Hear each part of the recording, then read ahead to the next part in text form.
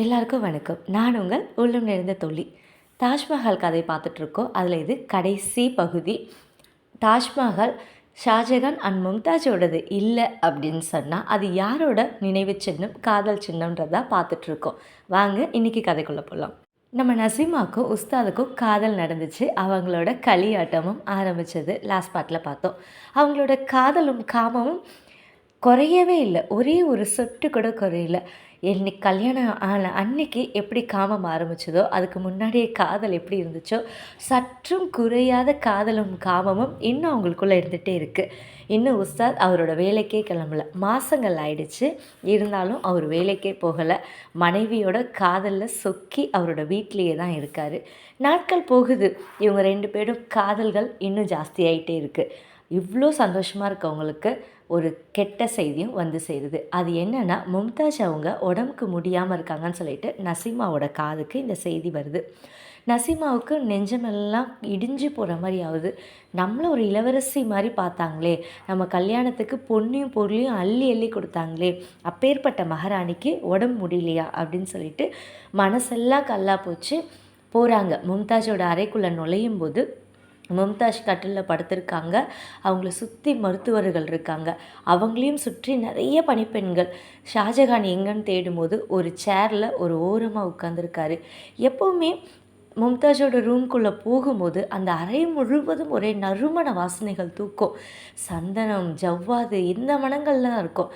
ஆனால் இன்றைக்கி ஒரே மருந்து வாசனை மட்டும்தான் அடிக்குது. ஷாஜகான் உள்ளே இருக்காரு அப்படின்னு சொன்னால் ஒரு பணிப்பெண்கள் கூட அங்கே இருக்க மாட்டாங்க.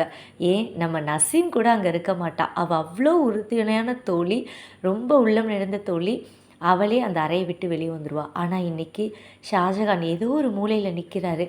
ஆனால் மும்தாஜ் பக்கத்தில் நிறைய மருத்துவர்கள் தான். அந்த ரூமே, அந்த அறையே மொத்த ஆட்களால் சூழ்ந்திருக்கு. திடீர்னு மும்தாஜ் கண் முழிக்கிறாங்க. அவங்க எல்லாரையும் பார்க்குறாங்க. சுற்றி இருந்த மருத்துவர்கள் எல்லாரையும் பார்த்துட்டு ஷாஜகானை பார்க்குறாங்க. ஷாஜகான் கிட்ட பேசணும்னு சொல்லிட்டு வார்த்தை எடுக்கிறாங்க. அவர் வந்து மும்தாஜ் பக்கத்தில் உட்கார்றாங்க. அதை பார்த்த எல்லாரும் அந்த அறையை விட்டு வெளியே போகிறாங்க. ஷாஜகான் மும்தாஜை தன் மடியில் எடுத்து வச்சுக்கிட்டு, உனக்கா இந்த நிலைமை? 10 நாளாக நீ கண்ணையே திறக்கலை. என்னால் கண்ணை மூடவே முடியலை. நீ கண்ணும் திறக்காமல், நான் கண்ணும் மூடாமல் இந்த நாட்கள் எனக்கு பிடிக்கவே இல்லை அப்படின்னு சொல்லிட்டு எவ்வளோ மனசுக்குள்ளே வச்சுருந்தாரோ அந்த 10 நாள் காதலை இப்போ சொல்ல ஆரம்பிக்கிறாரு. மும்தாஜுக்கு தெரிஞ்சிடுச்சோ என்னமோ அவங்கள விட்டு பிரிய போகிறாங்க அப்படின்னு சொல்லிட்டு அவங்க ஆல்ரெடி கேட்டு வச்சுருந்தாங்கள அந்த 2 வாரம், அந்த 2 வாரத்தை இப்போ கேட்குறாங்க. அதுக்கு முன்னாடி, நான் உங்களுக்கு சரியானவள் தானா? இவ்வளோ நாள் உங்கள் மனசு நோகாமல் நான் நடந்திருக்கேனா? நீங்கள் ஆசைப்பட்டபடி நான் நடந்திருக்கேனா அப்படின்னு சொல்லி கேட்குறாங்க. மும்தாஜ் கேட்ட கேள்விக்கு ஷாஜகான், நான் எப்படி நினச்சனோ அதை விட 2 மடங்கு, பல மடங்கு எனக்கு அன்பை கொடுத்துருக்க, காதில் வாரி அரைச்சிருக்க அப்படின்னு சொல்லிட்டு உள்ளம் நிறைவாக இருக்கேன் நான் அப்படின்னு சொல்கிறாரு. அதுக்கப்புறம் அந்த 2 வரங்களை கேட்குறாங்க. ஒன்று ஏற்கனவே கேட்ட வரம், நான் இறந்ததுக்கப்புறம் வேறொரு பொண்ணை நினைக்கவோ மணக்கவோ கூடாது. நான் இருந்த இடத்துல வேறு யாருமே இருக்கக்கூடாது. ஷாஜகானும் அதை ஒத்துக்கிறாரு. இனிமேல் நான் எந்த பொண்ணையும் பார்க்கவும் மாட்டேன், எந்த பொண்ணை திருமணமும் செஞ்சுக்க மாட்டேன். நீ இருந்த இடத்துல வேறு யாருமே இல்லை அப்படின்னு சொல்லிட்டு சத்தியம் பண்ணுறாரு. 2வது வரத்தை கேட்குறாங்க. 2வது வரம், நம்மளோட காதல் நினைவாக நீங்களும் நானும் போனதுக்கப்புறம் கூட நம்மளை காதல் பற்றி இந்த உலகமே பேசணும். அந்த மாதிரி ஒரு காதல் சின்னம் எனக்காக நீங்கள் கட்டணும் அப்படின்னு சொல்லிட்டு கேட்டுக்கிறாங்க. கண்டிப்பாக மும்தாஜ், உனக்காக நீ ஆசைப்பட்டு கேட்ட இந்த வரத்தை கண்டிப்பாக நான் செஞ்சு முடிக்கிறேன் அப்படின்னு சொல்லிட்டு சத்தியம் பண்ணுறாங்க. மும்தாஜுக்கு தாகம் எடுக்குது. தண்ணீர் கேட்கும்போது அரசர் பக்கத்தில் இருக்க குவளையிலேருந்து தண்ணி கொடுக்குறாரு. பாதி தண்ணி அவங்களோட வயிற்றுக்குள்ளே போயும் மீதி தண்ணி வாய் விட்டு வெளியே போகுது. இதை பார்த்த அரசர் ஒரே நொடி தான் அழுது புறப்படுறாரு. தலையில் அடிச்சுக்கிறாரு. மும்தாஜ் என்னை விட்டுட்டு போயிட்டியே, இத்தனை வருஷங்களாக என் கூடவே இருந்தியே, என் காதல் மனைவி என்னை வீட்டுக்கு போயிட்டியே அப்படின்னு சொல்லிட்டு அவளோட எல்லா துக்கத்தையும் சேர்த்து வச்சு அழுகிறாரு. இவங்க மும்தாஜ் 38 வயசு தான் ஆகுது. 38 வயசில் இயற்கை எழுதியிருக்காங்க. 14 குழந்தைகள் பிறந்திருக்கு. இருந்த 7 மனைவிகளில் இவரை தான் ரொம்ப பிடிக்கும். இவ்வளோ காதலிச்ச மனைவி 14 குழந்தைகள் பெற்றதுக்கப்புறமும் இவ்வளோ நாளாக அவங்க காதலிச்சிருக்காங்க. 2 பேரும் ஒருத்தருக்கு ஒருத்தர் பிரியாத காதல். இன்றைக்கி பிரிஞ்சு அவங்க மேலோகமும் இவர் கீழோகமும் தான் இருக்கார். நாட்கள் போகுது. மும்தாஜ் மறக்க முடியலை. அவருக்குள்ளே இருக்க நினைவுகள் அவங்கள போட்டு வாட்டி எடுக்குது. மும்தாஜோட நினைவாகவே இருக்கார். எப்போவுமே கல்லறையிலேயே போய் உட்காந்துக்கிறாரு. மும்தாஜ், தயவு செய்து நீ திரும்பி வந்துடு, உனக்காக நான் என்ன வேணாலும் செய்கிறேன் அப்படின்னு சொல்லிட்டு. இனி நான் வாழவே போகிறதில்ல, எனக்கு வாழவே பிடிக்கல அப்படின்னு சொல்லிட்டு அந்த கல்லறையிலேயே உட்காந்துக்கிறாங்க. மும்தாஜோட சிலை, உருவ சிலை வடிக்கப்பட்டு அவரோட தோட்டத்தில் வைக்கிறாங்க வேற. அவர் அந்த சிலைக்கு முன்னாடி உட்கார ஆரம்பிக்கிறாரு. இனிமேல் நான் என்ன பண்ண போகிறேன் அப்படின்னு சொல்லிட்டு. அதுக்கப்புறம் தான் அமைச்சர், இப்படியே விட்டால் நம்மளோட நாடும் நம்மளோட மன்னரும் இருக்கவே மாட்டாங்கன்றதை யோசித்து மன்னர்கிட்ட போகிறாங்க. மன்னர் கல்லறையில் உட்காந்து அழுகிறாரு. இதுக்கு மேலே எனக்கு என்ன இருக்குது, எனக்கு எதுவுமே தேவையில்லை, நான் முற்றும் துறக்கிறேன், இனிமேல் நான் வாழவே போகல அப்படின்னு சொல்கிறாரு. அப்போ தான் அமைச்சர் சொல்கிறாரு, நீங்கள் வாழ்கிறதுக்கு ஒரு காரணம் இருக்குது. அப்போ தானே நீங்கள் மும்தாஜ்க்கு செஞ்சு கொடுத்த சத்தியத்தை காப்பாற்ற முடியும். அப்போ தான் ஷாஜகானுக்கு நினைவு வருது, ஆமாம் நம்ம இப்படி ஒரு சத்தியத்தை செஞ்சு கொடுத்தோம்ல, நம்மளோட காதல் சின்னம் இந்த உலகம் எங்கும் பேசப்படும் சொல்லிட்டு. நல்ல வேளை அமைச்சரே, நான் வாழ்கிறதுக்கு ஒரு காரணத்தை நீங்கள் கண்டுபிடிச்சி கொடுத்துட்டீங்க. இனிமேல் நான் வாழப்போகிறேன் ஒரு நொடியுமே இதற்காக மட்டுமே இருக்கும், நான் வேறு எதுக்காகவும் வாழ போகிறதில்ல அப்படின்னு சொல்லிட்டு. அப்போ தான் நான் இன்னொரு புது மனுஷனாக உருவெடுக்கிறேன் அப்படின்னு சொல்லிட்டு உருவெடுக்கிறாரு. இனிமேல் இந்த ஒரே ஒரு வேலையை தான் என்னோடய குறிக்கோளை வச்சு செய்ய போகிறேன்னு அரசவையில் எல்லாரும் கூடுறாங்க. இந்த மாதிரி ஒரு எல்லா சிற்பிகளுக்குமே அரண்மனையில் இருக்காங்களோ இல்லையோ பணியாலோ யாருக்கிட்ட வேணாலும் இந்த செய்தியை கொண்டு போய் சேருங்க. டம்மரம் போட்டு கண்டிப்பாக எங்களோட காதல் சின்னத்தை ஒரு மாதிரிகள் செஞ்சு கொண்டு வரப்படணும். அப்படி கொண்டு வரவங்களுக்கே அதை கட்டுறதுக்கு உண்டான வேலைகளும் கொடுக்கப்படும் சொல்லிட்டு அனௌன்ஸ் பண்ண சொல்கிறாங்க. அவர் சொன்ன மாதிரியே ஊரெல்லாம் அந்த நாடு ஃபுல்லாக தம்பரம் அடிக்கப்படுது. அப்போது நசீம் அண்ட் உஸ்தாத் வீட்டு பக்கத்துலேயும் வராங்க. அந்த தம்பரம் போடப்படும் போது என்ன சொல்கிறாங்க, அந்த மாதிரிகள் செஞ்சு தரணும், இருந்ததுலே எது சிறப்பாக இருக்கோ அந்த மாதிரி வடிவத்திற்கு தக்க சன்மானமும் கொடுத்து அவங்க அந்த கட்டுமான பணியை அவரிடமே ஒப்படைக்கப்படும்னு மன்னர் உத்தரவிட்டிருக்காருன்னு சொல்கிறாங்க. இது நசீமா கேட்டுட்டு, மகாராணிக்காக நினைவு மண்டபத்தை நீங்களும் எழுப்பலாம்ல, உங்களோட மாதிரியும் நீங்கள் ரெடி பண்ணி அரசர்கிட்ட கொடுங்க அப்படின்னு சொல்லும்போது நசீமாவை பார்த்துட்டு உஸ்தாத் சொல்கிறாரு, மகாராணியார் வாழ்ந்து முடித்தவங்க, மகாராஜா கட்டளைக்கு ஏற்ப நாட்டில் இருக்கவங்க எல்லாருமே செய்யலாம், ஏன்னா அவங்களுக்கு காசு வேணும், இவங்கக்கிட்ட நிறைய காசு இருக்குது, அதனால் அவங்க அள்ளி இறைப்பாங்க, காசுக்கு தேவைப்படுறவங்க அந்த மாதிரியை செஞ்சு போய் கொடுக்கட்டும், ஆனால் எனக்கு எல்லா செல்வமும் நீ தான், உனக்காக நான் ஒன்று செய்கிறேன் அப்படின்னு சொல்லிட்டு அவங்க 2 பேரோட காதல் சின்னமாக உஸ்தாத் ஒரு அழகான ஒரு மாதிரியாக அவங்களுக்காக உருவாக்குறாரு. அவங்களோட காதல் சின்னம் ஒன்றத்தை அதை ரெடி பண்ணி அவங்களோட வீட்டு வீட்டில் மேஜையில் வைக்கிறாரு. ரொம்ப அழகாக இருக்குது. அதை 2 பேரும் பார்த்து ரசிக்கிறாங்க. நாட்கள் எல்லாம் நகர ஆரம்பிக்குது. எல்லா சிற்பிகளும் ஆளுக்கு ஒரு வடிவங்கள் எல்லாத்தையும் கொண்டு வந்து கொடுக்குறாங்க. ஆனால் எதை பார்த்தாலும் மன்னருக்கு பிடிக்கலை. இது நல்லா இல்லை, இது நல்லா இல்லை, இது மனசை கவரவே இல்லைன்னு சொல்லிட்டு ஒரு மாதிரியும் பார்க்கும்போது மன்னருக்கு பிடிக்கலை இதே வார்த்தை தான் வருது. அப்போ அமைச்சர் போய் கேட்குறாரு, நீங்கள் என்ன தான் மன்னா எதிர்பார்க்குறீங்க, எப்படி தான் இருக்கணும் அப்படின்னு சொல்லிட்டு. அப்போது ஷாஜகான் மனசில் இருக்கிறத சொல்கிறாரு, என்னோட இது பாதி மகிழ்ச்சியாகவும் பாதி துக்கமாகவும் இருக்கணும், பார்க்குறவங்க அப்படியே வியந்தும் பார்க்கணும், அதே சமயம் நாங்கள் 2 பேரும் எப்படி காதலிச்சோம், இப்படி இருந்திருக்கோமேன்னு சொல்லிட்டு எங்களோட காதலும் அவங்களுக்கு தெரியணும் அப்படின்னு சொல்லிட்டு. இதை கேட்கும் போது அமைச்சருக்கு கொஞ்சம் வியப்பாக தான் இருக்குது. ஒரு மனுஷன் இப்படியெல்லாம் கற்பனை பண்ண முடியுமா? அப்படி கற்பனை பண்ணி அதை ஒரு நினைவு சின்னமாக வரணும், அதுவும் பல ஆண்டுகள் கழித்தும் எல்லாரும் வியப்போடு பார்க்கணுன்னு நினைக்கிறாரே, இந்த எண்ணம் நல்லா இருக்கே அப்படின்னு சொல்லிட்டு ஒரு எண்ணமும் அவருக்கு வருது. எல்லாரும் கொண்டு வந்துட்டாங்க. கிட்டத்தட்ட 1000 மாதிரிகள் வந்துருச்சு. ஆனால் தலைமை சிற்பி அவரது மட்டும் வரவே இல்லை. உஸ்தாது மன்னர் கேட்க ஆரம்பிக்கிறாரு அமைச்சர்கிட்ட, என்ன மன்னரே, எல்லாரதும் வருது, ஆனால் யாருதுமே எனக்கு பிடிக்கலை, நம்மளோட தலைமை சிற்பி இன்னும் வரவே இல்லையே அப்படின்னு சொல்லிட்டு. ஏன் வராமல் இருப்பார் அப்படின்னு சொல்லி கேட்கும்போது, ஒருவேளை நம்ம பழைய கொள்ளையடிச்சது அவருக்கு தெரியலையோ என்னமோ. அது எப்படி தெரியாமல் இருக்கும்? ஒரு தலைமைச் சிற்பியாக இருக்கார், அதுவும் ஊரில் நாட்டில் எல்லாருக்கும் தெரியும்போது அவருக்கு மட்டும் எப்படி தெரியாமல் இருக்கும் அப்படின்னு சொல்லிட்டு. அப்போ தான் மன்னருக்கு காதுக்கு ஒரு செய்தி வருது. இந்த மாதிரி உஸ்தாத் ஏற்கனவே ஒரு மாதிரி அவர் வீட்டில் இருக்கிறதாவும், அது ரொம்ப அழகாக இருக்குது அப்படின்னும் அவர் காதுக்கு செய்தி எட்டுது. இந்த செய்தியை கேட்டவுடனே அமைச்சரை கூப்பிட்டுக்கிட்டு, சரி நம்மளே போய் பார்க்கலாம், அவர் வராததுக்கு என்ன வேணால் காரணம் இருக்கட்டும். அப்போ அமைச்சர் கேட்குறாரு, என்ன மன்னா நீங்கள் ஒரு மன்னர், நீங்கள் போய் ஒரு சிற்பியோட வீட்டுக்கு போகிறதா, இது அடுக்குமா அப்படின்னு சொல்லிட்டு. அதுக்கு மன்னர் சொல்கிறாரு, ஒரு கலைஞனுக்கு மன்னர் கொடுக்கும் மரியாதையாக இருக்கலாம்ல இது, ஏன் நம்ம உஸ்தாத் வீட்டுக்கு போகக்கூடாது, நான் போகிறேன் அப்படின்னு சொல்லிட்டு மன்னர் முதல் முறையாக மும்தாஜ் இறந்ததுக்கப்புறம் முதல் முறையாக அந்த அரண்மனையை விட்டு வெளியே வராரு. ரதங்கள் எல்லாருமே சூழ மன்னர் குதிரையில் கிளம்பி போகிறாரு. இதற்கு நடுவில் நசீம் உஸ்தாத் வீட்டில் நசீம் காலையிலே எழுந்து அவங்களோட வேலைகள் எல்லாம் செஞ்சிட்ருக்காருங்க. உஸ்தாத் அவங்க வீட்டுக்கு தேவையான பொருட்களை வாங்கிறதுக்காக வெளியே சந்தை வரைக்கும் போயிருக்காரு. இந்த நேரத்தில் தான் மன்னரும் வீடு சேர்றாரு. உள்ளே பார்த்தோடனே மன்னரை வாசல்லே பார்த்துட்டு நசீம் போய் வரவேற்கிறா. வாங்க மன்னா, மன்னா வாங்க, நீங்கள் எப்படி எங்கள் வீட்டுக்கு, நீங்கள் சொல்லி அனுப்பிச்சிருந்தா நாங்களே வந்திருப்போமே அப்படின்னு சொல்லிட்டு. இல்லை உஸ்தாத் இன்னும் வரவே இல்லையே, காதல் திருமணம் முடிஞ்சிடுச்சு, நான் ஒரு கட்டளை போட்டிருந்தேன் ஆனால் அதை அவர் நிறைவேற்றவே இல்லையே அப்படின்னு சொல்லிட்டு பேசிக்கிட்டே உள்ளே வரும்போது அந்த மாதிரியை பார்த்துடுறாரு. இது ரொம்ப அழகாக இருக்கே, உஸ்தாத் இதை தான் செஞ்சு வச்சுருக்கானா, கொண்டு வரலையேன்னு சொல்லும்போது அப்போ நசீம் முற்படுறா அவளை சொல்கிறதுக்கு. இல்லை மன்னா, இது உங்களுக்காக செய்யப்பட்டதில், இது என்னோட காதல், எங்கள் 2 பேரோட காதல் சின்னம்னு சொல்கிறதுக்கு வரா. ஆனால் அவர் அந்த சிற்பத்தை அந்த மாதிரியை பார்த்த சந்தோஷத்தில் வேற எதையும் அவர் காதலே கொடுத்து வாங்கலை. இது ரொம்ப அழகாக இருக்குது, இதை எப்படி செய்ய முடிஞ்சுது, இதனால தான் ஒரு கலைஞனை பாராட்டியே ஆகணும், நான் வந்ததுக்கு உண்டான ஒரு பயன் கிடச்சிடுச்சு, இவ்வளோ அழகான ஒரு சிற்பத்தை இவன் வீட்டில் செதுக்கி வச்சுருக்காரு, பரவாயில்ல, நான் வீடு தேந்தி வந்தது வீணா போகலை.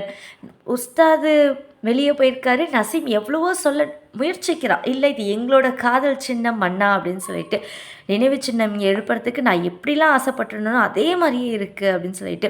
நீயும் சொல்லியிருப்பல்ல, மும்தாஜ் உன்னோட மகாராணின்றதுனால நல்ல ஒரு மாதிரி எழுப்பணும் அப்படின்னு சொல்லிட்டு. ஆமாம் ஆமாம் கூர்ன மன்னா, ஆனாலும் இது எனக்காக அப்படின்னு சொல்ல முற்படும் போது மன்னர் அதை கையில் எடுத்துக்கிட்டு கிளம்பிடுறாரு. உஸ்தாதை நீ அரண்மனையில் பாரு அப்படின்னு சொல்லிட்டு போயிடுறாரு. உஸ்தாதோட சிற்பத்தை கொண்டு போய் அரண்மனையில் வைக்கிறாரு. மற்ற சிற்பத்தோட எல்லாமே கம்பேர் பண்ணுறாரு, எது அழகாக இருக்குன்னு. ஆனால் மன்னருக்கு உஸ்தாத் செஞ்சது தான் ரொம்ப ரொம்ப அழகாக இருக்குது. சரி நம்ம தான் இப்படி யோசிக்கிறோமோன்னு சொல்லிட்டு மந்திரியாரை கூப்பிட்டு கேட்கும்போது ஃபுல்லாக பார்க்கும்போது மந்திரியாருக்கும் அப்படி தான் இருக்குது. சரி நம்மளோட சிற்பி, மூத்த சிற்பியான உமர் கப்தாவை கூப்பிடுங்கன்னு சொல்லும்போது உமர் கப்தா வராரு. வந்துட்டு மன்னர் கேட்குறாரு, இதில் 1000 சிற்பம் 1000 மாதிரி இருக்குது, இதில் எது நல்லா இருக்குது அப்படின்னு சொல்லிட்டு நீங்கள் தான் தேர்ந்தெடுக்கணும் அப்படின்னு சொல்லிட்டு. உமர் கப்தாவுக்கு ஒன்றும் புரியல. ஏன்னா மன்னர் நல்லா இருக்குன்னு சொல்லிட்டு ஆல்ரெடி ஒன்று மனசில் நினச்சிருக்கலாம். அதை இவர் மாற்றி எடுத்தாலும் இவருக்கு பிரச்சனை, அதையே எப்படி எடுக்க போகிறாருன்னு தெரியல. ஒரு மனசில் ஒரு குழப்பங்களை வச்சுக்கிட்டே அதில் எது நல்லா இருக்குன்னு சொல்லிட்டு ஒன்று ஒன்றா தாண்டி தாண்டி தாண்டி போகும்போது கரெக்டாக நம்மளோட உஸ்தாத் செஞ்ச மாதிரி கிட்ட போயிட்டு, இதுதான் மன்னா இருக்கிறதுலே சிறந்ததாக இருக்குது அப்படின்னு சொல்லும்போது மன்னர் அவ்வளோ ஒரு சந்தோஷப்பட்டார். இதே மாதிரி தான் எனக்கும் பிடிச்சது, இந்த 1000ல் இது ஒன்று தான் நல்லா இருக்குது அப்படின்னு சொல்லிட்டு. இது யார் தெரியுமா செதுக்குனது, நம்மளோட உஸ்தாத் தான் அப்படின்னும் போது உமர் கப்தாவுக்கு ஆச்சரியமாகவும் இருந்துச்சு. மன்னர் ரொம்ப சந்தோஷப்பட்டார். மற்றவங்களை காட்டிலும் ஒரு சிற்பிக்கு தெரியும் கலை எதில் நுணுக்கமாக இருக்குன்னும் போது. அப்போ உமர் கப்தாப் உங்களுக்கே இது கலை இவ்வளோ சூப்பராக தெரியும் போது வெளியே இருந்து பார்க்குற மக்களுக்கும் இது கண்டிப்பாக பிடிக்கும்னு நினைக்கிறேன். இதை தான் நம்மளோட காதல் சின்னமாக, எங்களோட காதல் சின்னமாக நான் வைக்கணும்னு ஆசையும் படுறேன் அப்படின்னு சொல்லிட்டு முடிக்கிறாரு மன்னர். இங்கே ஒரு புறம் இதெல்லாம் நடந்துட்டுருக்க நசீம் உட்காந்து அழுதுகிட்டு இருக்கா. அவளோட கண்களில் கண்ணீர் குளமாக தேங்கி நிற்கிது. வெளியே போயிட்டு வந்த உஸ்தாத் அப்போ தான் வீட்டுக்குள்ளே வரான். வரும்போது எப்போவுமே நசீம் கட்டி தழுவிப்பா உஸ்தாதை. எங்கே வெளியே போயிட்டு ஒரு 2 நிமிஷம் பிரிஞ்சாலுமே 2 பேரும் விட்டு இருக்க மாட்டாங்க அது போல். ஆனால் இவ்வளோ நேரங்கள் ஆகியும் வந்து நிற்கிறேன், என்னை கண்டுக்கவே இல்லையேன்னு சொல்லிட்டு மனைவி பக்கத்தில் போகும்போது அப்போ தான் தெரியுது உஸ்தாதுக்கு அவளோட கண்கள் குளமாகி நிற்கிறத. அதுக்கப்புறம் வந்தது என்னென்ன நடந்தது எல்லாத்தையும் பொறுமையாக விவரிக்கிறார் தன் கணவருக்கு. மன்னர் வந்தார், இந்த மாதிரி எடுத்துகிட்டு போயிருக்காரு. நீ சொல்ல வேண்டியதானே, அது நம்மளோட காதல் சின்னம் சொல்லிட்டு நீ ஏன் சொல்ல மறந்த அப்படின்னு சொல்லும்போது, இல்லை மன்னர்கிட்ட நான் எவ்வளோ சொல்ல முயற்சி செய்தேன், ஆனால் மன்னர் அதை பார்த்த சந்தோஷத்தில் எடுத்துக்கிட்டு போயிட்டாரு அப்படின்னு சொல்லிட்டு உஸ்தாத் கிளம்புறான். நான் போய் மன்னன்கிட்ட எப்படியாவது அதை சொல்லி புரிய வச்சு நான் அதை திரும்பி வாங்கிட்டு வரேன், அவருக்காக நம்ம வேறு ஒன்று செஞ்சு தரலான்னு. இல்லை வேண்டாம் போகாதீங்கன்னு சொல்லிட்டு நசீம் அந்த இடத்துல அவரை தடுத்து நிறுத்துகிறாங்க. இருங்க, நீங்கள் செஞ்ச ஒரு மாதிரி ஒரு பெரிய மகாலாக மாறும்போது உங்களுக்கு அந்த சந்தோஷம் இருக்காதா அப்படின்னு சொல்லி கேட்கும்போது, எனக்கு சந்தோஷம் இருக்கும், ஆனால் அது நான் உனக்காக கட்டினது.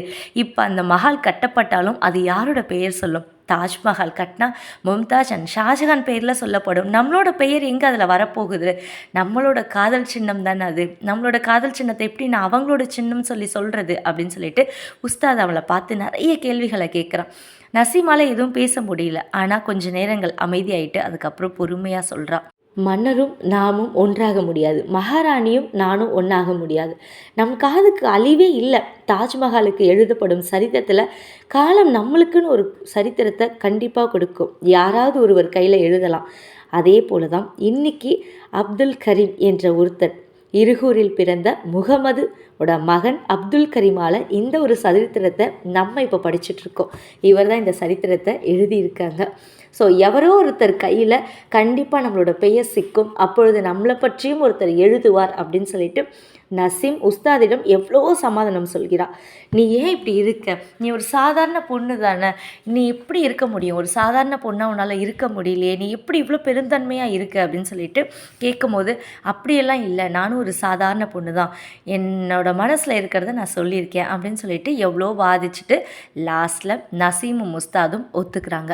அடுத்த நாள் விடியுது. அமைச்சரவையில் அமைச்சர்கள் எல்லாமே கூடுறாங்க. எல்லாரும் கூடி நிற்கிற வேலையில் உஸ்தாத் வெளியே வந்து நிற்கிறாரு. காவலாளி வந்து அமைச்சர்கிட்ட சொல்கிறாங்க, அமைச்சரே இந்த மாதிரி உஸ்தாத் வந்திருக்காங்க அப்படின்னு சொல்லிட்டு உள்ளே வர சொல்ல அவரை அப்படின்னு சொல்லி ஒரு உத்தரவு வருது. காவலாளி உள்ளே போய் கூட்டிகிட்டு வராங்க. ஸோ அதுக்கப்புறமேட்டு ஷாஜஹான் கட்டளை இடுறார், இந்த மாதிரி எனக்கு ரொம்ப ரொம்ப பிடிச்சிருக்கு, இதே போல் தான் நீ ஒரு மகளை உருவாக்கணும். அவரோட எண்ணங்களில் என்னென்னலாம் இருக்கோ எல்லாத்தையும் சொல்ல ஆரம்பிக்கிறார். கட்டடத்தோட முழு பொறுப்பு உன்னோட தலைமையில் தான் இருக்கணும். இந்த வையகம் உள்ளவரை இந்த கட்டடத்தை பற்றி எல்லாரும் பேசிக்கிட்டே இருக்கணும். பார்க்குறவங்களாம் அப்படி வியக்கணும். எப்படி இப்படி ஒருத்தரால் கட்ட முடியும், எப்படி ஒருத்தரால் இப்படி காதலிக்க முடியும் அப்படின்னு சொல்லிட்டு உலகமே வியந்து பார்க்கணும் அப்படின்னு சொல்கிறாரு. சரிங்க மன்னா, அந்த கட்டடத்தில் உங்களோட கட்டளைகள் ஏதாவது இருக்கா, உங்களோட விருப்பம் ஏதாவது இருக்கான்னு கேட்கும்போது, ஆமாம் இருக்குது, 4 புறமும் சின்ன சின்ன மாடங்களும் நடுவில் ஒரு பெரிய மண்டபமும் இருக்கணும். அது எப்படின்னா பஞ்சசரத்தின வகையை சிற்பத்தினை சேர்ந்தது, அந்த இலக்கணத்தில் இருக்க அந்த மாதிரி இருக்கணும். அதே போல் தூய வெண்ணிற பழுங்கு கற்களால் அது ஃபுல்லாக கட்டப்பட்டிருக்கணும். காலையில் கதிரவன் இருக்காங்கள, சூரியன் அந்த கட்டிடத்து மேலே படும்போது ஒரு ஒளியாகவும் அதை பார்க்குறவங்களுக்கு கண்ணு குளிர்ச்சி வரணும். அதுவே நண்பகலில் படும்போது வைரம் போல் ஜொலிக்கணும். மாலை கதிரவன் மஞ்சள் அந்த ஒளி படும்போது பொன்னொளி போல் அது பொழியணும். இரவு நேரத்தில் முழு நிலவு அந்த விண்ணில் காய்கிற பொழுது அப்படியே அந்த கட்டடத்தின் மேலே நீல நிறத்தில் கட்டடம் ஒளி வீசணும். இப்படி பார்க்குற நேரம்லாம் பார்க்குற மாதிரி கலர் கலராக இருக்கணும். வண்ணங்கள் அப்படியே பளிச்சுன்னு ஒழிச்சுக்கிட்டே இருக்கணும் அப்படின்னு சொல்கிறாரு. நீங்கள் கூறியதெல்லாம் ஓகே, ஆனால் இந்த மாதிரி இந்த வையகத்தில் எதுவுமே இல்லையே மன்னா அப்படின்னு சொல்லிட்டு அமைச்சர் கேட்கும்போது, எதுவுமே இல்லைன்னா என்ன, இந்த மாதிரி ஒரு மன்னர் சொன்னார், இந்த மாதிரி ஒருத்தரால் உருவாக்க முடிஞ்சது, இனிமேல் நம்மளோட சரித்திரத்தை நம்ம மாற்றி எழுதலாம், இனிமேல் இருக்கும் அப்படின்னு சொல்லிட்டு சொல்கிறாரு. மன்னா இப்படி ஒரு புதுமையை எப்படி மன்னா அப்படின்னு சொல்லி கேட்கும்போது, உன்கிட்ட நான் எந்த ஒரு ஒப்பீனியனும் கேட்கலை, நான் சொல்கிறத நீ நிறைவேற்றி கொடு அப்படின்னு சொல்கிறாரு. சிறையில் இருக்கவங்க எல்லாரையும் விடுவீங்க, என்னென்ன வேணுமோ குதிரைகளை கொண்டு போக சொல்லுங்கள், காசு எவ்வளோ வேணுமோ எடுத்துகிட்டு போக சொல்லுங்கள், ஈழத்திலிருந்து நீல கற்களும், பாக்தாளத்திலேருந்து வைரங்களும் வைடூரியங்களும், பாரசீகத்திலேருந்து கோமேதமும், அரபு நாட்டிலேருந்து மரகத கற்களும் எல்லாம் வந்து குமியணும். எல்லாருமே இந்த இதுக்காக கட்டடத்துக்காக இனிமேல் ஃபுல்லாக வேலை பார்க்கணும். கட்டடத்தை சுற்றி தோட்டங்கள் ஃபுல்லாக அமைக்கணும். அது ஃபுல்லாக காஷ்மீர் ரோஜா இதுவாக தான் இருக்கணும் அப்படின்னு சொல்லிட்டு அவரோட மனசில் என்னென்னலாம் இருந்துச்சோ எல்லாத்தையும் அன்றைக்கி அந்த சபையில் ஒப்பிச்சு முடிச்சிட்டார். இந்த கட்டடம் இப்படி தான் இருக்கணும்னு சொல்லிட்டு அரசவை முடிஞ்சதும் எல்லாரும் விலகி போகிறாங்க. மன்னர் அவரோட இடமான அந்த நந்தவனத்துக்கு போய் மும்தாஜோட சிலைக்கு பக்கத்தில் உட்காந்து அவரோட மனசில் என்னென்னலாம் இருக்கோ எல்லாத்தையும் சொல்கிறாரு. இனிமேல் உனக்கான காதல் சின்னம், நம்மளுக்கான காதல் சின்னத்தை நான் கட்டுறதுக்கு எல்லாத்தையும் சொல்லிட்டேன். இனிமேல் நம்மளோட வேலைகள் ஆரம்பிச்சதுன்னு சொல்லிட்டு என்னென்னலாம் பேச முடியுமோ எல்லாத்தையும் பேசிகிட்டு இருக்காரு. நம்மளை மாதிரி காதலிக்க ஒருத்தரும் இல்லைன்னு வரலாறு பேசணும்.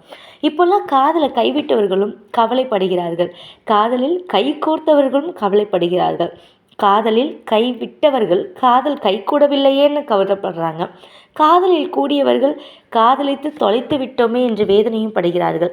அப்போ காதலோட அர்த்தம் தான் என்ன? நம்மளோட அது எல்லாத்துக்கும் ஒரு பதிலாக இருக்கும் அப்படின்னு சொல்லிட்டு அந்த சிலை கூட பேசிகிட்டு இருக்காரு. அது சிலையாக இல்லை, அவருக்கு நிஜமாலுமே மும்தாஜாக தான் அவர் நினச்சிட்ருக்காரு. மன்னரோட ஆரைப்படி அரண்மனையில் இருந்த சிறைச்சாலையில் இருந்த எல்லா கைதிகளையும் விடுவிச்சாங்க. எல்லாரும் போய் கட்டடத்துக்கு உண்டான எல்லா பொருட்கள் எல்லாத்தையும் வாங்கிட்டு வர சொன்னாங்க. மாதங்கள் எப்படி போச்சுன்னே தெரியல, எல்லாம் வந்துடுச்சு. சொன்ன எல்லாமே ஏன்னா மன்னர் அல்லவா, எல்லா காசு எல்லாமே இருந்ததுனால எல்லாராலும் போனப்போ எல்லாத்தையும் வாங்கிட்டு வந்துட்டே இருந்துட்டாங்க. கட்டுமான பணி எல்லாமே ஆரம்பிச்சிருச்சு. எல்லாருமே 20,000 பேர் அந்த கட்டுமான பணியில் ஈடுபட்டாங்க. அவங்களுக்கு உண்டான சாப்பாடுக்காக 200 கொப்பரைகள், பெரிய பெரிய கொப்பரைகள் வச்சு 200 பேர் தினமும் அவங்களுக்கு சாப்பாடு செஞ்சு போட்டுட்டு இருந்தாங்க. 20,000 பேர் கட்டிடத்துக்காக சாப்பாடு, அவங்களுக்கு உண்டான சமையல், அவங்களுக்கு உண்டான செலவு, காசு, சம்பளம் எல்லாமே போக கஜானா கொஞ்சம் கொஞ்சமாக காலியாகிட்டே வருது. அன்றைக்கி நைட்டு உஸ்தாத் எல்லா வேலைகளையும் முடிச்சுட்டு ரொம்ப சோர்வாக உள்ளே வந்தான். உள்ளே வரும்போதே அதை பார்த்த நசீம், சுடு தண்ணி வச்சுருக்கேன், போய் குளிச்சுட்டு வாங்க அப்படின்னு சொல்லிட்டு குளியலை முடிச்சுட்டு உஸ்தாத் வரான். வந்து பக்கத்தில் உட்காரும் போது சூடாக கறி குழம்பும் ரொட்டியும் கொடுக்குறா. அவங்க 2 பேரும் சாப்பிட்டுட்டு பேசிகிட்டு இருக்கும்போது, நசீம் எனக்கு எல்லாமே புரியுது, ஆனால் மன்னர் ஒரு 2 கேள்வியை சொல்லியிருக்காரு, அதுக்குண்டான பதில் கிடச்சதுன்னா நான் இன்னும் தைரியமாக என்னோடய வேலையில் இறங்குவேன், என்னால் அது முடியலை அப்படின்னு சொல்லும்போது, அது என்ன 2 கேள்விகள் சொல்லுங்கள் அப்படின்னு சொல்லும்போது, இல்லை காலை மதியம் மாலை இரவு 4 வேளையில் 4 விதமான நிறங்களில் கட்டடம் ஜொலிக்கணும். இப்போ போடுற மாதிரி லைட்லாம் அப்போ கிடையாதுல்ல, அப்படின்னா அப்போ ஒரு லைட்டை போட்டு ஈஸியாக முடிச்சிருப்பாங்கல்ல, அந்த மாதிரி லைட்டு அந்த மாதிரிலாம் கிடையாது, இந்த மாதிரி ஒளி வீசணும் அப்படின்னு சொல்கிறாரு. அப்புறம் அந்த சோகமும் அதில் தெரியணும்னு சொல்கிறாரு. எனக்கு ஒன்றுமே பிடிப்படலன்னும் போது, நம்மளோட நசீம் தான் ரொம்ப அறிவாளியாச்சு. அவள் அழகுக்கு பேர் போனவள், அவள் அறிவுக்கு பேர் போனவள், அவள் ஒரு சின்ன ஒரு ஹிண்ட்டு தான் கொடுக்குறா, அவ்வளோதான விஷயம். 7 இதுன்னு சொல்கிறீங்க, சூரியனுக்கு 7 வண்ணங்கள் இருக்குது. இப்போ ஒரு கட்டடம் இருக்கும்போது காலையில் சூரியன் எந்த இடத்துல விழுகுதுன்னு பாருங்கள், அதோட என்ன இடத்துல வரைக்கும் விழுகுதோ அது வரைக்கும் ஒரு நிற கற்களை படியுங்க. அதுக்கு அடுத்தது மதியம் எவ்வளோ தூரத்தில் சூரிய வெளிச்சம் விழுகுதுன்னு பாருங்கள், அதில் ஒரு கற்களை பதிங்க. அதோட ரிஃப்ளெக்ஷன் என்னென்னலாம் இடத்துல படுதோ அதுக்கேற்ற மாதிரி கற்களை பதிக்கும் போது 4 வேளையிலையும் 4 நிறத்தில் கண்டிப்பாக கட்டிடம் ஜொலிக்கும்லன்னு சொல்லும் போது உஸ்தாதோட மனசுக்குள்ளே எப்படி எப்படி கட்டணுன்ற எண்ணமும் வர ஆரம்பிக்குது. அவரோட பிரச்சனைகள் தீர்ந்துச்சு, அவங்களோட காமமும் கை கொடுச்சு. வேற என்ன, அவங்களோட சந்தோஷத்தில் அவங்களோட திக்குமுக்கு ஆடிக்கிட்டு தான் இருக்கிறாங்க இன்னமும். காலையிலே பள்ளிவாசலுக்கு பாங்கு சத்தம் கேட்டவுடனே உஸ்தாத் வேகமாக இருந்து உடலெல்லாம் சுத்தம் செஞ்சுட்டு தொழுகைக்காக செஞ்சுட்டாங்க. நசீமா அவளோட உடலெல்லாம் சுத்தம் செஞ்சு அவளோட வேலைக்காக செல்கிறாங்க. உஸ்தாத் அவரோட வேலையை செஞ்சுட்டு எப்பயும் போல் இரவு வராங்க. நசீம் எப்பயும் போல் அவங்களுக்கு உணவு அழிச்சிட்டு உடலுக்கும் உணவு கொடுக்குறா. இதே நாட்கள் போகுது. அன்றைக்கி நைட்டு இரவு மும்தாஜோட கணவரான ஷாஜகான் எப்படி இந்த கட்டிடம் பற்றி என்னெல்லாம் வெளியே பேசிக்கிறாங்கன்னு சொல்லிட்டு ஒரு நகர்வலம் போய் பார்க்கலான்னு சொல்லிட்டு மாறு வேஷத்தில் வெளியே வராரு. அப்போ வெளியே வரும்போது அந்த கட்டிடம் கட்டிகிட்டு இருக்க கட்டத்துக்கு முன்னாடி 2 பேர் நின்று பேசிகிட்டு இருக்காங்க. எவ்வளோ பிரம்மாண்டமாக இருக்குல்ல, ஆச்சரியமாக இருக்குது, எப்படி இதோ இன்னும் முழுசாக வந்துச்சுன்னா இன்னும் எவ்வளோ பிரம்மாண்டமாக இருக்குமேன்னு ஆச்சரியப்பட்டு தான் பார்க்குறாங்க. ஷாஜகான் கேட்குறாரு, இது என்ன இதுன்னு கேட்கும் போது, இது எங்கள் இறந்த மனைவிக்காக எங்கள் மன்னர் கட்டும் இது கல்லறை, மக்களோட வரி பணம் தானே அள்ளி வீசிக்கிட்டு இருக்காரு, அவருக்கு என்ன அப்படின்ற மாதிரி கேட்டாங்க. இது ஒரு நிமிஷத்தில் ஷாஜஹானோட மனசுக்குள்ள ஒரு இடியாக தான் விழுந்துச்சு. ஐயோ என்ன இப்படி பேசுகிறாங்களேன்னு. சரி கட்டடத்தை பற்றி கேட்போன்னு சொல்லிட்டு, இந்த உங்கள் மன்னன் நினச்சபடி இந்த சோகம் எல்லாமே உங்களுக்கு தெரியுதா என்ன அப்படின்னு சொல்லி கேட்கும்போது, ஐயோ யாருக்கையா இதில் பார்த்தா சோகம் தெரியும், எவ்வளோ பிரம்மாண்டமாக இருக்குது, பாதி கட்டிடமே இப்படி இருக்கே, இன்னும் முழுசாக முடிஞ்சா அப்பப்பா சொல்ல வார்த்தையே இல்லை, அவ்வளோ அழகாக இருக்கும், நாள் ஃபுல்லாக இங்கேயே உட்காந்து அதை ரசிச்சுக்கிட்டே இருக்கலாம் அப்படின்னும் போது மன்னருக்கு வந்துச்சு கோவம். ஏன்னா அவரோட எண்ணம் என்ன, இந்த இதுவை பார்க்கும்போது பாதி சோகமும் பாதி மகிழ்ச்சியும் வரணும். சோகம் ஷாஜகானும் மும்தாஜும் அச்சச்சோ இப்படி ஒரு காதல்கள் பிரிஞ்சுட்டாங்களே, இப்படி ஒரு காதலர்கள் இன்னும் 100 ஆண்டு வாழலையேன்ற ஒரு எண்ணம் அவங்களுக்குள்ளே வரணும். இப்படியும் ஒரு காதலர்கள் இருந்தாங்களா அப்படின்னு சொல்லிட்டு அவங்களுக்குள்ள கவலையில் வரணும். ஆனால் மக்களுக்கு கவலை இல்லை. இதை கேட்டதும் மன்னர் ஆத்திரத்தில் கொதிக்க ஆரம்பித்தார். நேராக அரண்மனைக்கு போனார். விடிஞ்சதோ இல்லையோ நான் உஸ்தாதை பார்க்குறதுக்காக வீட்டுக்கு போகணுன்னு சொல்லிட்டு கிளம்பி வராரு. அதுக்குள்ளாரவே பாங்கு சத்தம் கேட்டதும் எப்பயும் போல் தொழுகைக்காக உஸ்தாத் கிளம்பியாச்சு. நசீம் வீட்டில் இருக்கா. வேகமாக மன்னர் வராரு. மன்னரை பார்த்த உடனே வாங்க மன்னா மன்னான்னு அழைக்கும் போது நசீம் சொல்கிற எந்த வார்த்தைகளுமே மகாராஜா காதில் விழலை. உள்ளே வந்துட்டு உன் கணவரின் தலை உனக்கு வேண்டுமா வேண்டாமா, நான் எவ்வளோ ஒரு சோகத்தோட விளிம்பில் இருக்கணும்னு சொல்லிட்டு நான் அதை சொன்னால் உன் கணவர் அவ்வளோ ஒரு ஆச்சரியப்படும்படுமான இந்த மாதிரி கட்டிடத்தை கட்டிக்கிட்டு இருக்காங்கன்னு சொல்லிட்டு அவர் என்னெல்லாம் நினச்சி கட்ட சொன்னாரோ அதெல்லாம் இல்லைன்னு சொல்லி, இதுதான் உனக்கு கடைசி, இது பாதி கட்டிடம் கட்டியாச்சு, அதை விட்டுடு, இனிமேல் கட்டுற கட்டிடம் கரெக்டாக இருக்கணும், சோகத்தை பிரதிபலிக்கணும், உன் கணவன் வந்தால் சொல்லிடு, அப்படி அவனால் செய்ய முடியலன்னா அவனோட தலை துண்டிச்சு கீழே விழப்படும் அப்படின்னு சொல்லிட்டு மன்னர் எச்சரிக்கை விட்டுட்டு போனார். இதை கேட்ட நசீமோட கண்கள் கழகி இவ்வளோ தண்ணி ஊற்ற ஆரம்பிக்குது. அவளோட வாழ்க்கையை இருண்டு போன மாதிரி ஆயிடுது.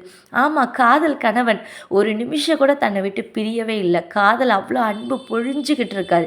இப்படி ஒரு கணவர் தன்னை விட்டு போயிடுவாரோன்ற ஒரு எண்ணம், பயம், அவளுக்கு என்ன சொல்கிறதுனே புரியல. அழுத கண்களோடு இருக்கா. அவன் உஸ்தாத் தொழுகையை முடிச்சுட்டு வீட்டுக்கு வரும்போது இவள் அழுது அந்த கண்ணமெல்லாம் சிவந்து போய் அந்த கண்களெல்லாம் சிவந்து போயிருக்கு. அவளோட அந்த மேனி பிங்க் கலர், அந்த சிகப்பு நிறம் அப்படியே ஜொலிக்குது சிகப்பில். அவள் அழுதா கூட அவ்வளோ அழகாக இருக்கா. அந்த மாதிரி உஸ்தாத் கேட்கும்போது இதெல்லாம் நடந்துச்சு, மன்னர் வந்தார், இப்படிலாம் சொல்கிறாரு, உங்களுக்கு சோகமாக ஏன் கட்ட வரலையான்னு கேட்கும்போது அன்னைக்கு உஸ்தாத் அவ்வளோ ஒரு வார்த்தையை மெதுவாக சொல்கிறார். எனக்கு ஏன் சோகம் வரப்போகுது, மன்னர் அவரோட மனைவியை பிரிஞ்சு இருக்கார், அதனால் அவருக்கு சோகம். மன்னர் அவங்கள மனைவி இறந்துட்டாங்க, அதனால் அவருக்கு சோகம் தெரியுது. நீ என் காதல் மனைவி, என் கூடயே இருக்க, எனக்கு எப்படி சோகம் தெரியும்? நான் பாரசீக நாட்டிலேருந்து வந்ததும் எனக்கு உடனே வேலை கிடச்சிது, அதுவும் அரசாங்க வேலை. அதுக்கப்புறம் தலைமைச் சிற்பியாக பொறுப்பு கிடச்சிது. காதலியாக நீ கிடச்ச, காதல் அள்ளி அள்ளி கொடுத்த, காதலையே மனைவியாக வந்த, காதல் மனைவியாக இன்னும் எனக்கு அள்ளி அள்ளி திகட்டாத அன்பு தர, என்னோடய வாழ்க்கையில் சோகம்ன்றதே இல்லையே நசீம். அதுக்கப்புறம் எப்படி சோகத்தையே பார்க்காத ஒருத்தனால் எப்படி சோகமாக ஒரு கட்டிடத்தை கட்ட முடியும்? என்னால் முடியாதுன்னு நான் மன்னர்கிட்ட சொல்லிடுறேன். ஐயோ மன்னர், நீங்கள் முடியாதுன்னு சொல்லிட்டீங்கன்னா உன்னோட தலையே துண்டிச்சிடுவார். மன்னர் அவ்வளோ கோபமானவர்னும் போது என்னால் முடியாது நசீம், நான் துக்கம்ன்ற ஒரு வார்த்தையே எனக்கு தெரியலையே, தெரியாத ஒருத்தன் எப்படி துக்கத்தோடு இது பண்ண முடியும் அப்படின்னு சொல்லும்போது நசீமோட மனசுக்குள்ளே இந்த வார்த்தை ரொம்ப ஆழமாக போய் பதிஞ்சிடுச்சு. அவன் இந்த வார்த்தையை சொல்லியிருக்க கூடாதோ அப்படின்னு கூட எனக்கு தோணியிருக்கு. இந்த வார்த்தையை கேட்டதுக்கப்புறம் நசீம், நீங்கள் இன்றைக்கி வேலைக்கு போகாதீங்க, என் கூடவே இருங்க அப்படின்னு சொல்கிறா. உஸ்தாத் இவள் எப்பயும் போல் சொல்கிறா அப்படின்னு சொல்லிட்டு அவன் கூடியே இருக்கான். 2 பேரும் சிரிக்கிறாங்க, பேசுகிறாங்க, ஒன்றா சமைக்கிறாங்க, எல்லா வேலைகளையும் செய்ய ஆரம்பிக்கிறாங்க. ஒன்றாவே எவ்வளோ நேரம் அவங்க கூட ஒன்றா இருக்க முடியுமோ 2 பேரும் ஒன்றாவே இருக்காங்க, சிரிக்கிறாங்க. எவ்வளோ நேரம் சிந்திச்சாங்க, எவ்வளோ நேரம் சிரித்தாங்க, எவ்வளோ நேரம் பேசினாங்கன்னு அவங்களுக்குள்ள கணக்கே இல்லை. முதல் நாள் காலையில் இது நடந்ததுலேருந்து அடுத்த நாள் காலை வரைக்கும் விடிய காலத்தில் ஒரு 3 மணி இருக்கும். நசீம் தூங்கவே இல்லை. உஸ்தாத் தூங்குற வரைக்கும் வெயிட் பண்ணி நசீம் எழுந்து அந்த யமுனா நதிக்கரையோரமாக போயிட்டுருந்தா. அவளுக்கு தான் இந்த ஊரே அத்துப்படியாச்சு, எந்த இடத்துல ஆழம் அதிகம்னு அவளுக்கு தெரியும். அந்த இடத்துல தன்னோட உயிரை விட்டா. யமுனா நதிக்குள்ளேயே விழுந்தா. எவன் கையால் உயிரை காப்பாற்றினாலோ அவனோட உயிரை காப்பாற்றுறதுக்காக தன் கணவனுக்கு சோகம்ன்ற ஒன்று தெரியணும், தெரிஞ்சாதான் அவன் கட்டடத்தை கட்டி முடிப்பான். அப்படி அவனுக்கு சோகம்ன்ற ஒன்று தெரியலை அப்படின்னு சொன்னால் அந்த கட்டடத்தை அவனால் கட்டியே பிடிக்க முடியாது. அவனோட தலை கீழே விழுறோம். அவன் இறந்து நான் வாழக்கூடாது, நான் இறந்து அவனுக்கு சோகம் தெரியட்டும், அவன் வாழட்டும்னு நினச்சிட்டு அந்த அன்பு மனைவி அவள் போய் அந்த யமுனா நதிக்கரையில் விழுந்து தன் உயிரை விட்டான். இதெல்லாம் எதுவும் தெரியாத உஸ்தாத் தூங்கி எழுந்ததும் நசீமை தேடுறான். சரி, நசீம் பக்கத்தில் எங்கேயாவது போயிருப்பான்னு சொல்லிட்டு எப்பயும் போல தொழுகைக்கு போயிட்டு தொழுகையிலேருந்து நேராக வேலைக்கு செல்கிறான். வேலையில் இருக்கும்போது எல்லாரும் குடுகுடுன்னு ஓடி வராங்க. எதுக்காக எல்லாம் இப்படி ஓடி வராங்கன்னும் போது, யமுனா நதிக்கரையோரமாக ஒரு பெண்ணோட பிணம் இருக்குது, அது உங்களோட மனைவி போலவே இருக்குது அப்படின்னு சொல்லும்போது இவனுக்கு அப்படிலாம் இருக்கக்கூடாதுன்னு மனசில் ஒரே படப்படப்பாக இருக்குது, அடிக்குது. ஆனால் வந்து பார்க்கும்போது அவளோட முடியெல்லாம் அவளோட முகத்தில் ஃபுல்லாக மூடி போயிருக்கு. அந்த முகத்தில் எல்லாத்தையும் முடியெல்லாம் எடுத்து பார்க்கும்போது நசீம் தான். இவனோட உயிரே ஒரு நிமிஷம் இவன்கிட்ட இல்லாமல் போயிடுச்சு. உஸ்தாதுக்கு வார்த்தையே இல்லை, அவனோட தொண்டை அடைச்சிடுச்சு. இத்தனை நாளாக கேள்விப்பட்டிருக்கான் துக்கம் தொண்டை அடைக்கும்னு சொல்லிட்டு. அன்றைக்கி தான் அவன் அதை உணர்றான். இப்படி ஒரு துக்கம் எனக்கு வந்ததே இல்லையே, இப்படி ஒரு துக்கம் என் உடலுக்குள்ளே இருக்குதா, இல்லை வெளியே இருந்து எப்பயாவது வந்து புகுந்துருச்சோ நசீம் அப்படின்னு சொல்லிட்டு, எனக்கு துக்கத்தை புரிய வைக்கிறேன்னு சொல்லிட்டு நீ இப்படியா தூங்கியா எனக்கு புரிய வைக்கணும், துக்கத்தோட பொருள் என்னன்னு தானே கேட்டேன், துக்கத்தோட பொருள் நீதானே என் விளக்கிட்டியே, மன்னரிடமிருந்து என் உயிரை காப்பாற்றுறதுக்கு உன்னோட உயிரை தொடர்ந்துட்டியே நசீம், இனிமேல் எனக்கு என்ன வேணும், எனக்கு எதுவுமே வேணாம் நசீமை நான் தான் கொன்னுட்டேன், எனக்கு தண்டனை கொடுங்கன்னு சொல்லிட்டு கத்தி அழுகிறான். மாரோடு அவளை அணைச்சிக்கிறான். அவனால் எதுவுமே பேச முடியல, அவனோட தொண்டையெல்லாம் அடைச்சி போகுது. மற்ற காரியங்கள் எல்லாமே நடக்குது. எல்லா நல்ல அடக்கமும் முடிஞ்சு வீட்டுக்கு வரான். பார்க்குற இடமெல்லாம் நசீம் தான் இருக்கிறது போல் இருக்குது. அவள் சிரிக்கிறதோ, அவள் உட்கார்றதோ, அவள் தூங்குறதோ எல்லாமே அவளோட பிரதிபலிப்பாக தான் இருக்குது. சோகமே தெரியாமல் இருந்தவன் சோகத்தோட முழு உருவமானான். இதுதான் சோகமா அப்படின்னு சொல்லிட்டு அவனோட மனசு அவனை கேள்வி கேட்க ஆரம்பிக்குது. நாட்கள் போகுது, பல மாதங்கள். வேலைக்கே செல்லலை, வீட்லேயே இருக்கான். மன்னர் கூப்பிட்டு அனுப்புகிறாரு அமைச்சர் மூலயமா. அமைச்சர் வந்து கூப்பிடுறாரு. உஸ்தாத் பாதி தூக்கத்துலேருந்து எழுந்து உட்கார்றான். மனைவி எழுந்த துக்கத்தில் என்ன இருக்க, உன்னை இதனால தான் இவ்வளோ நாளாக வேலைக்கு அனுப்பலை, வேலைக்கும் கூப்பிடல, ஆனால் நீ ஆரம்பித்து விட்ட வேலை எல்லாம் அப்படி அப்படியே இருக்குது. மன்னர் உன்னை பார்க்கணுன்னு கேட்குறாரு, வர முடியுமான்னு சொல்லிட்டு. சரி நான் வரேன் அப்படின்னு சொல்லிட்டு அடுத்த நாள் ஷாஜகான் உஸ்தாதோட வரவுக்காக அரண்மனையில் காத்துட்ருக்காரு. உஸ்தாத் போய் நிற்கும் போது சோகம் நிறைந்தவன், அப்படியே மொத்த சோகமாக இருக்கான். வா உஸ்தாத், உன்னோட நிலையை யார் உணர்றாங்களோ இல்லையோ நான் உணர்றேன். ஒரு காதல் மனைவியின் பிரிவு எப்படி இருக்குன்றது எனக்கு தெரியும். ஆனால் என்ன பண்ணுறது, நீ விட்ட வேலையை நீ தான் ஆரம்பிக்கணும் அப்படின்னு சொல்லும்போது அவனால் மறுத்து பேச முடியல. ஏன்னா அவனோட காதல் மனைவி உயிர் விட்டதே இவன் அந்த வேலையை பார்க்கணும் அப்படின்றதுனால தான், இவனோட தலை துண்டிக்கப்படக்கூடாது அப்படின்றதுனால தான் இவன் எதுவுமே மன்னர்கிட்ட பேசலை.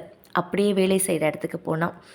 இதுக்கு நடுவில் அமைச்சர் வந்து பேச ஆரம்பித்தார். மன்னா, கஜானாவோட காசு எல்லாமே காலியாகிட்டுருக்கு, நீங்களும் மும்தாஜோட நிலைமையிலே இருக்கீங்க, அந்த நினைவுலேருந்து நீங்கள் வெளியும் வரல, மக்கள் எல்லாம் மன்னர் இப்படி ஆகிறாங்க, கஜானா காசும் காலியாகுதுன்னு பேசுகிறாங்கன்னும் போது மன்னருக்கு அப்போ தான் புரியுது. சரி ஓகே, அப்படின்னா என்னோடய பையனுக்கு அவுரங்கசீப்க்கு வந்து முடிசூடிடுவோமா அப்படின்னு சொல்லி கேட்கும்போது, முடிசூடியாச்சுன்னா நான் என்னோடய வேலையில் நான் இறங்கிடுவேன், நான் நாடு இந்த எண்ணங்கள் எதுவுமே எனக்கு வேண்டாம் இல்லை அப்படின்னு சொல்லும்போது, இல்லை மன்னா, நீங்கள் இருந்த கஜானா காசு எல்லாமே காலியாக்கிட்டீங்க, அப்போ புதுசாக மன்னர் வரும்போது நிறைய வரிலாம் வந்து விதிக்க வேண்டியது இருக்கும். அப்போ எல்லோரும் என்ன நினைப்பாங்க, பழைய மன்னர் நல்லா இருந்தார், புது மன்னர் வந்தார், வரி ஃபுல்லாக விதிக்க ஆரம்பிச்சிட்டாரு அப்படின்னு சொல்லிட்டு நம்மளோட மகன் மேலே தான் தப்பான அபிப்பிராயம் வரும்போது, இதுவும் சரியான யோசனை தான், ஆனால் என்னால் முழு கவனம் செலுத்த முடியலை அப்படின்னு சொல்லும்போது, சரி ஓகே, என்னோட பையனை அரசவையில் மன்னரை முடிசூட வைப்போம் அப்படின்னு சொல்லும்போது அமைச்சரும் சரின்னு சொல்கிறாங்க, அரசரும் சரின்னு சொல்லிட்டு ஒத்துக்கிட்டு அவரோட மகனை அன்றைக்கி அரசவையில் மன்னராக முடிசூட வைக்கிறாங்க. மன்னராக முடிசூடிக்கிட்டவர் ஒரே வார்த்தையாக தான் பேசினார், நான் மக்களோட வரி பணத்தில் வாழ விரும்பலை, என்னால் என்ன முடியுமோ தொப்பி விற்று நான் என்னோடய வாழ்க்கையை நகர்த்துறேன். உங்களால் முடிஞ்சதுன்னா எனக்கு நீங்கள் சப்போர்ட் பண்ணுங்கள், என்னோடய உழைப்புக்கு நீங்கள் எல்லாருமே உதவி இருங்க அப்படின்னு சொல்லிட்டு மன்னர் ஆட்சிக்கு வந்ததுமே அவர் செஞ்ச முதல் வேலை தன்னோட அப்பா ஷாஜகானை ஜெயிலில் போட்டார். யாருமே இதை எதிர்பார்க்கவே இல்லை. மன்னருக்கே ஆச்சரியமாக இருக்குது, என்ன என்னையவே நீ ஜெயிலில் போடுறியா அப்படின்னும் போது, இதுதான் நம்மளோட நாட்டுக்கும் நான் உங்களுக்கும் நல்லதுப்பா அப்படின்னு சொல்லிட்டு ஜெயிலில் போடுறாங்க. ஒரே ஒரு ஓட்டை, நம்மளோட ஒரு கை உள்ளே போயிட்டு வெளியே வர மாதிரி ஒரு ஓட்டையை போட்டு அது வழியாக நீங்கள் டெய்லி தாஜ்மஹாலை பாருங்கள், அதில் வேலைகள் நடக்கும். ஆனால் நான் இப்போதைக்கு சில காலங்கள் வேலையை நிறுத்தி வைக்கிறேன். எப்பெல்லாம் என்னோட கஜானாவில் காசு வரவு இருக்கோ அந்த நேரத்தில் நான் அந்த கட்டுமான பணியை தொடர்றேன், எப்போ இல்லையோ அந்த நேரத்தில் நான் முடிவடைக்கிறேன் அப்படின்னு சொல்லிட்டு அந்த ஒப்பீனியனை மன்னர்கிட்ட சொல்கிறாங்க. மன்னரும் ஜெயிலில் அடைக்கப்படுறார். தினமும் அந்த தாஜ்மஹாலை அது வழியாகவே பார்ப்பாங்க. இதே போல் 7 வருடங்கள் உருண்டொடிச்சு. காசு வரும்போதெல்லாம் தாஜ்மஹாலை கட்டுவாங்க, அதுக்கப்புறம் விடுவாங்க. கிட்டத்தட்ட 17 வருஷங்கள், ஷாஜகானோட 10 வருஷங்களும் இவரோட பையனோட வருஷங்களில் 7 வருஷங்களும், கிட்டத்தட்ட 17 வருஷங்கள் அது கட்டிக்கிட்டு இருந்தாங்க. இறுதியாக தாஜ்மஹால் கட்டி முடிக்கப்பட்டது. முழு உருவத்தில் பாதி சோகமும் பாதி மகிழ்ச்சியும் தெரிஞ்சது. ஏன் அப்படின்னா நசீமாவோட துக்கம் தாங்க முடியாமல் உஸ்தாத் அதுக்கப்புறம் மிச்ச பாதியை தன்னோட சோகத்தின் முழு இதுவையும் அதில் கொடுத்துருந்தார். அதனால் கடைசி நாள் ஷாஜகான் மன்னருக்கு மன்னர் உடை எல்லாமே உடுத்தி அந்த தாஜ்மஹால் முன்னாடி நிற்க வச்சாங்க. மன்னர் அப்போ பார்த்து இந்த உலகமே வியந்து போகும். இன்னும் எத்தனை வருஷங்கள் போனாலும் கண்டிப்பாக இந்த கதை பேசும், இந்த காதல் கதை பேசும் அப்படின்னு சொல்லிட்டு முடித்தாங்க. உஸ்தாத் அந்த ஊரை விட்டே வெளியேறி போனான். முதல்ல உஸ்தாத் ஆக்ரா நகரத்துக்குள்ளே வரும் பொழுது ஒரு குதிரையிலேருந்து வந்தவங்க தான் நசீமாவில். இந்த நதி தான் நசீமாவை உஸ்தாதுக்கு அறிமுகப்படுத்துச்சு. அதே நதி தான் உஸ்தாத் கிட்டேருந்து நசீமாவை எடுத்துக்கிட்டும் போச்சு. தாஜ்மஹால் இப்படி தான் உருவாயிருக்கு. 2 காதல், அந்த கட்டடத்தில் 2 காதல் இருக்குது. ஆனால் ஷாஜகான் மும்தாஜ் காதல் மட்டுமே சரித்திரத்தில் பேசப்பட்டிருக்கு. நசீம் அதுக்காக உயிரையும் திறந்திருக்காங்க. உஸ்தாத் தன் காதல் மனைவியை விட்டு அந்த ஊரையும் நாட்டையும் விட்டே போயிருக்காங்க. எனக்கு பிடிச்சது உஸ்தாத் மற்றும் நசீமோட காதல் எவ்வளோ புனிதமானதில்ல. தன்னோட கணவனுக்காக தன் உயிரை விட்டிருக்காங்க. சப்ஸ்கிரைப் பண்ணிக்கோங்க. இதே போல் நிறைய கதைகளோடு நான் உங்களை சந்திக்கிறேன்.